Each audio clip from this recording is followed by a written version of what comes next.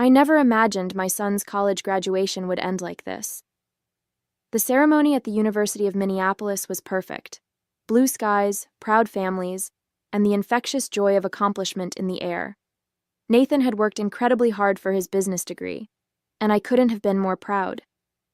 But what should have been one of the happiest days of our lives turned into something else entirely. I'm Anna, and after 25 years of marriage, I thought I knew my husband Benjamin. We'd built a comfortable life in Minneapolis, raised our son, and I believed we were happy. I worked as a financial advisor while Benjamin managed his own consulting firm. We weren't wealthy, but we'd saved carefully over the years, planning for retirement and our son's future. That afternoon, as we gathered for photos after the ceremony, Benjamin was acting strangely. He kept checking his phone and glancing around nervously. His assistant Rebecca was there too, officially to help coordinate the celebration dinner, but something about her presence felt off. She was young, probably around 30, and had been working for Benjamin for the past 2 years. The moment came during the celebratory champagne toast. Benjamin stood up, champagne glass in hand, and I expected him to say something touching about Nathan's achievement. Instead, he cleared his throat and announced, "I have something important to share with everyone." The way he said it made my stomach drop. I'd seen that look before. In my line of work, I'd watched countless people try to hide their nervousness before making life-altering decisions. "I'm leaving," he continued, his voice steady but cold. "Rebecca and I are in love, and we're starting a new life together. I've already transferred our savings to ensure our fresh start." The silence that followed was deafening. Nathan's face went pale, and our guests shifted uncomfortably in their seats. Rebecca stood there with a triumphant smile, her hand resting possessively on Benjamin's arm.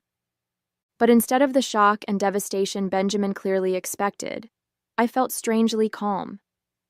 Maybe because I'd seen this coming months ago. Maybe because I'd already prepared for exactly this moment. I reached for my purse, feeling the weight of the envelope inside.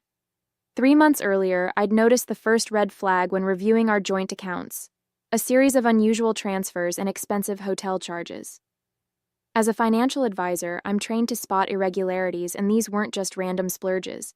They followed a pattern. The charges always appeared on days when Benjamin claimed to be working late. Minneapolis isn't that big of a city, and the same hotel name kept showing up. The Marquette, downtown, just 2 blocks from his office. Always on Wednesday nights. Always the same suite. I didn't confront him immediately. Instead, I started digging deeper. Working with numbers for 20 years had taught me patience and precision. I tracked every transaction, every receipt, every suspicious movement in our accounts. The evidence mounted steadily: dinner reservations for 2 at expensive restaurants, jewelry purchases from Tiffany's, and first-class plane tickets to Caribbean destinations I'd never heard about. Then came the offshore account transfers. Benjamin thought he was being clever, hiding money in a Cayman Islands account. But he'd forgotten one crucial detail. I'd handled our taxes for the past 15 years. I knew every legitimate account, every investment, every penny we'd saved together. These new transactions stuck out like neon signs. The final confirmation came from my friend Laura in HR at Benjamin's firm. She'd called me, voice hesitant, one afternoon in March. "Anna, I think there's something you should know," she'd said. "Rebecca just filed for a transfer to your husband's new satellite office in Bermuda." That was when I knew. Benjamin wasn't just having an affair. He was planning an escape. The pieces fell into place: the hidden money, the secret accounts, the planned announcement. He'd chosen Nathan's graduation deliberately, thinking the public setting would prevent a scene. What he didn't know was that I'd already contacted my lawyer, Patricia. Together, we'd spent weeks preparing everything: the divorce petition, the asset freeze, the tax fraud evidence. I'd quietly moved our savings into a separate account, documented every suspicious transaction, and gathered proof of his affair.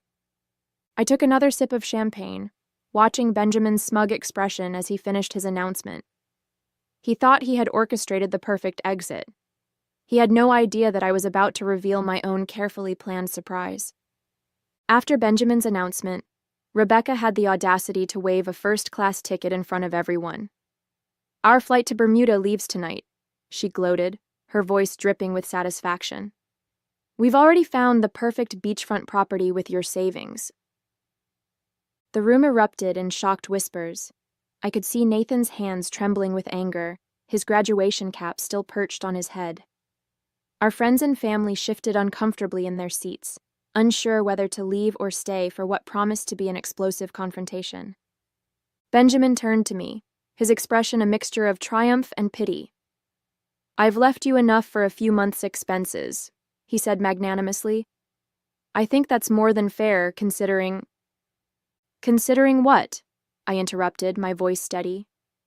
"Considering that I helped build your consulting firm from scratch, that I managed our finances while you focused on your career, or considering that I've known about your plan for months?" His smile faltered slightly. Rebecca's hand tightened on his arm. "What do you mean you've known?" she demanded, her confident facade cracking just a bit. I reached into my purse and pulled out the thick manila envelope I'd prepared. "You know, Benjamin, for someone who prides himself on attention to detail, you really should have been more careful with your email password. The one you've used for 20 years, Nathan's birthday? Not very original." The color began to drain from his face. I could see him mentally calculating, trying to remember what emails might be in that envelope. "Your plan was clever, I'll give you that," I continued, standing up to face him directly.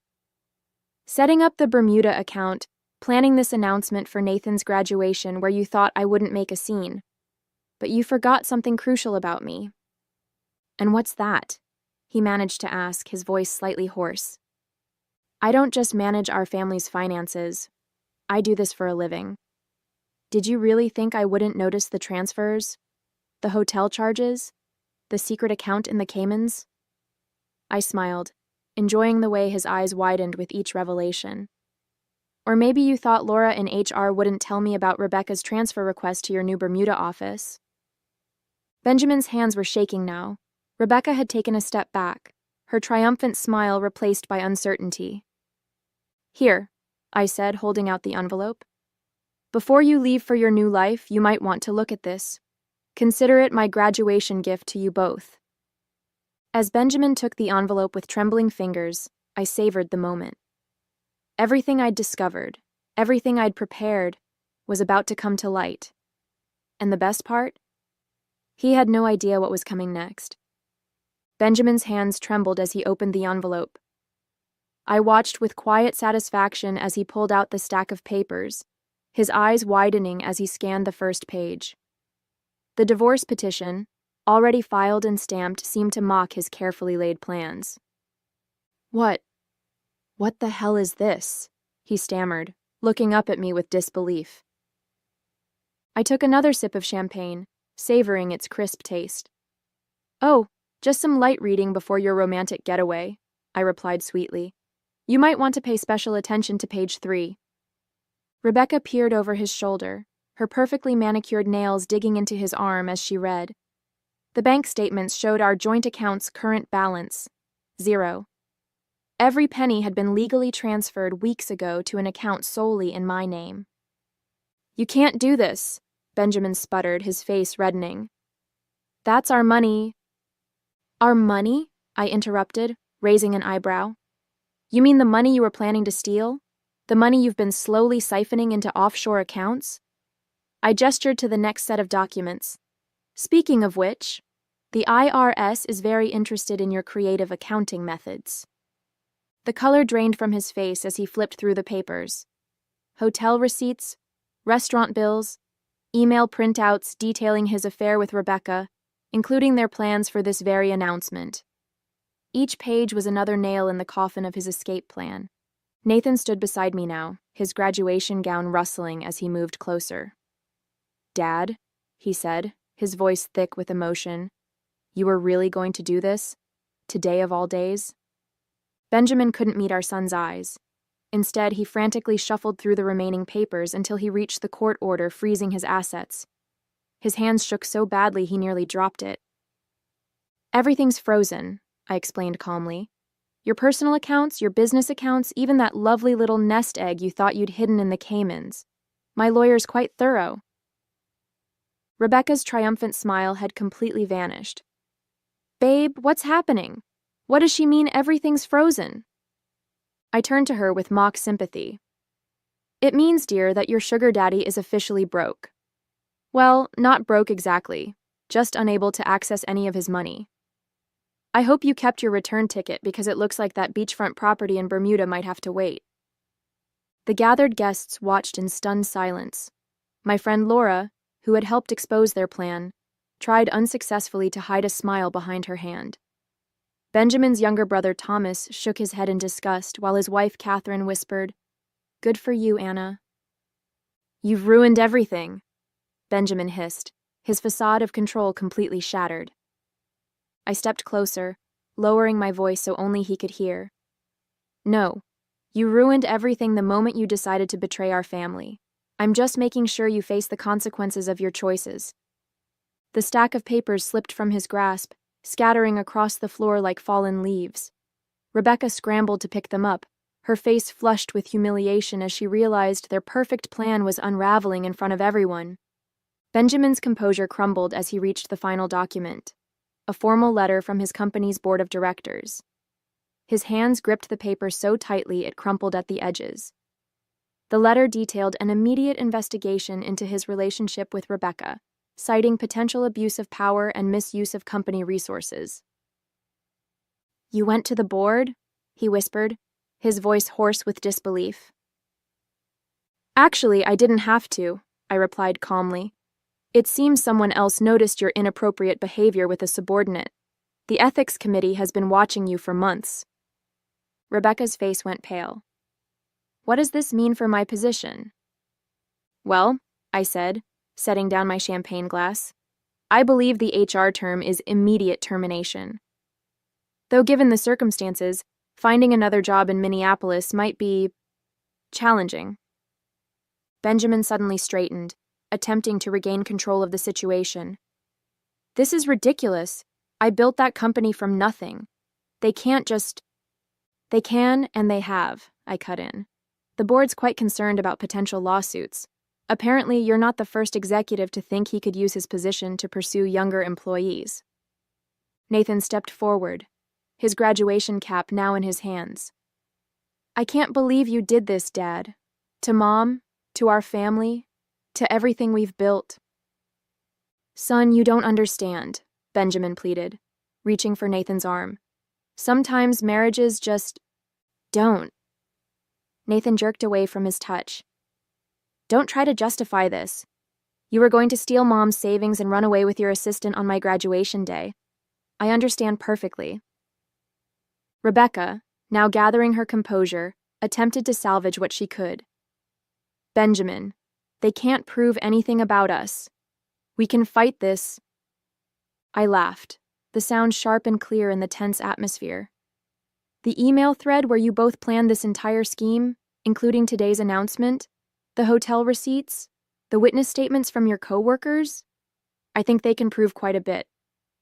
Several of our guests had quietly slipped away, but many remained, watching the scene unfold with a mixture of shock and fascination. Benjamin's brother Thomas approached, placing a supportive hand on Nathan's shoulder. "How long?" Thomas asked, his voice heavy with disappointment. "How long have you been planning to abandon your family?" Benjamin's silence was damning. Rebecca answered instead, her voice shrill with defensive anger. "We've been in love for 18 months. We shouldn't have to hide it." 18 months? I mused, tapping my chin thoughtfully. "Interesting. That's exactly how long I've been documenting everything. Every transaction, every meeting, every little lie. I had a feeling it might come in handy someday." The weight of realization crashed over Benjamin's face. While he'd been meticulously planning his escape, I'd been 2 steps ahead, quietly building an ironclad case against him. His perfect plan, his dreams of a new life with his young assistant, his carefully hidden money, all of it was slipping through his fingers like sand. Benjamin made one last desperate attempt to salvage his crumbling world. "Anna," Be reasonable, he said, lowering his voice to the persuasive tone he'd used so often in business negotiations. We can work something out, split everything 50-50, keep this civil. 50-50? I echoed, genuine amusement in my voice. Of what exactly? The money you tried to hide? The company that's about to terminate you? Or perhaps you mean the house that's solely in my name? His head snapped up. What do you mean solely in your name? Remember last month when you were too busy to attend the mortgage refinancing meeting? You just signed the papers I brought home. I smiled, watching comprehension dawn on his face.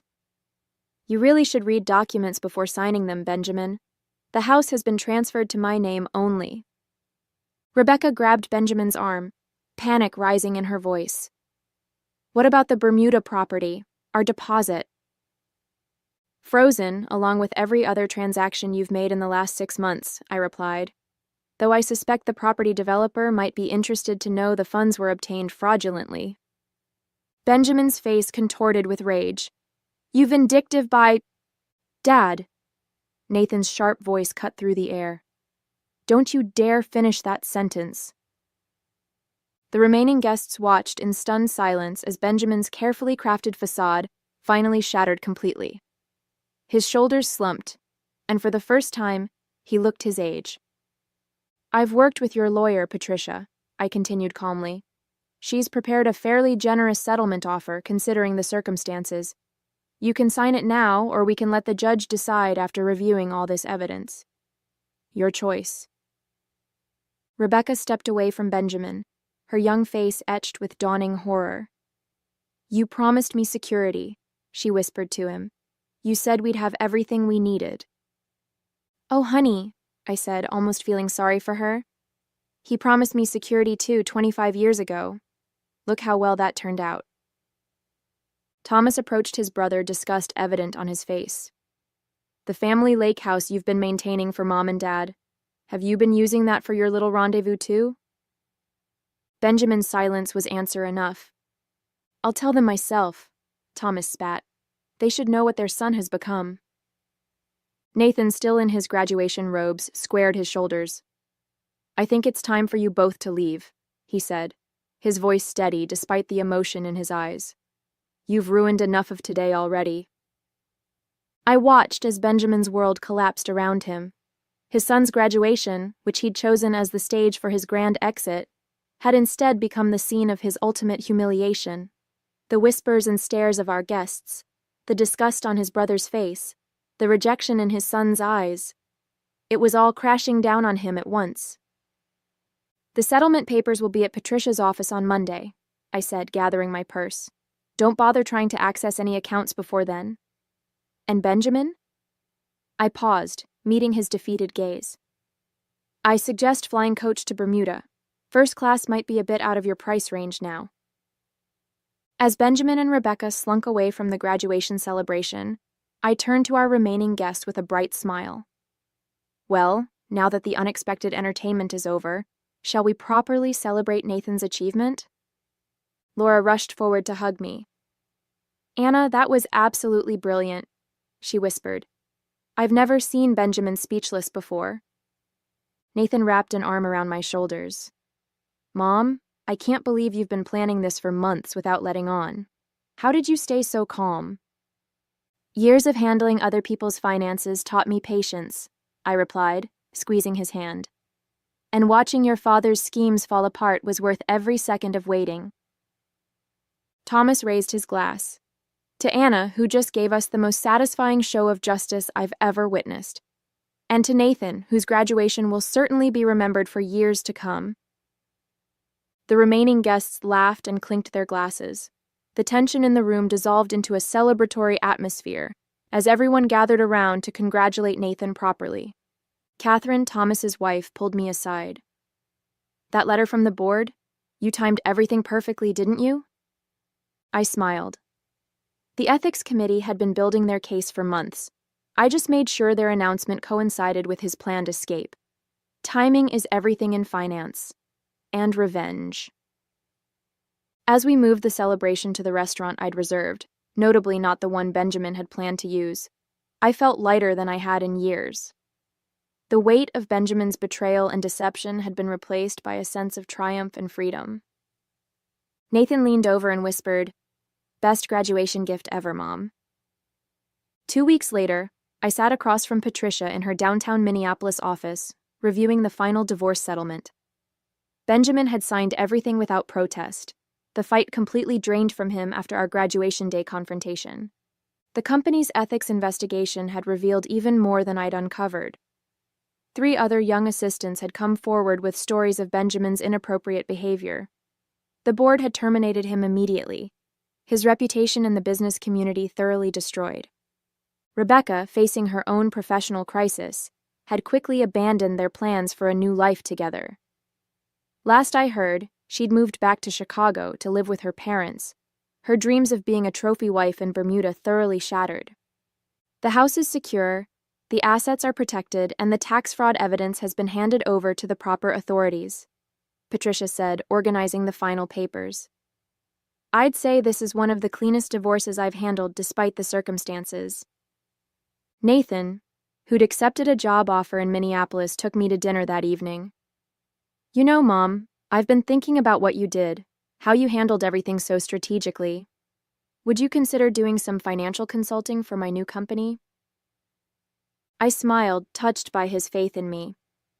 "I might be interested, though I hope you've learned to read the fine print on any documents before signing them." He laughed. "Trust me, that's one lesson our whole family won't forget." As we enjoyed our dinner, I felt at peace. Sometimes the best revenge isn't just about getting even, it's about emerging stronger, wiser, and ready for whatever comes next.